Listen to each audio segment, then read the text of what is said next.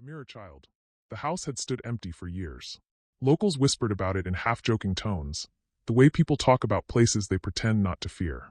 Its windows were always shut, and ivy strangled its brick walls like green veins wrapping around decaying skin.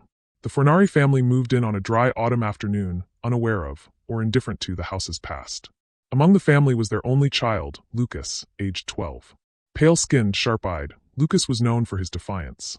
Rules were puzzles meant to be broken. Obedience, to him, was a symptom of weakness. At school, he often challenged teachers with stony silence or half-smirks. At home, his parents had long given up on discipline. Lucas did as he pleased. The house creaked with every step. It wasn't just old, it felt inhabited. Cold drafts kissed the back of the neck, even with closed windows. Shadows seemed slower to retreat in daylight. There was one room, though a small study on the second floor, that was always warm. Lucas claimed it for himself. In that room stood a mirror. Floor-length, ornate, framed in black wood carved with twisted floral patterns. It was the only thing left behind by the previous owners. Dust clung to it like second skin, but the glass was spotless, unnaturally so. Lucas was drawn to it immediately. He began spending hours in that room, staring into the mirror. At first, it was just curiosity. Then fascination. Then fixation. He never told his parents about it. They barely noticed. He was quiet for once. It started subtly. Lucas would look into the mirror and feel like something was watching from the other side. Not a reflection, but a presence. One evening, he raised his hand. The mirror responded a split second late.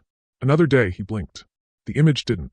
By the end of the second week, Lucas had started hearing footsteps at night. They came from the study. Soft, padded, barefoot sounds. They didn't echo. They didn't stop. He should have told someone. He didn't. One night, Lucas woke up not in his bed, but on the floor of the study. The mirror was uncovered. It reflected the room perfectly, except for one thing. The door behind him was open in the glass. In reality, it was shut. Inside the mirror's world, the room looked deeper. As if behind the glass there was an entire hallway stretching into a house that didn't exist. Lucas approached. He didn't touch the mirror. But he leaned in. The hallway beyond it flickered. From its shadows, something stepped forward. It looked like Lucas. But not quite. The boy in the mirror had no whites in his eyes. Just two black marbles, gleaming with unnatural light. His skin looked stretched, smooth, expressionless. He didn't move. He only watched. Lucas blinked. So did the thing. The next morning, Lucas found scratches on the floorboards around the mirror. He had no memory of making them. His fingernails were raw red. He became quieter, even more withdrawn. Teachers sent notes home. Neighbors noticed him watching from the window at odd hours, unmoving. That weekend, he locked himself in the study. From then on, the house changed. The lights flickered unpredictably. Family photos in the hallway began to distort. Lucas' eyes blurred, then blackened, then vanished entirely from the images. His parents tried to intervene. Tried to make him leave the room. Lucas wouldn't go. One night, a loud sound woke the entire house. A shatter that didn't belong to any window or glass they could find. But the mirror was intact. Almost.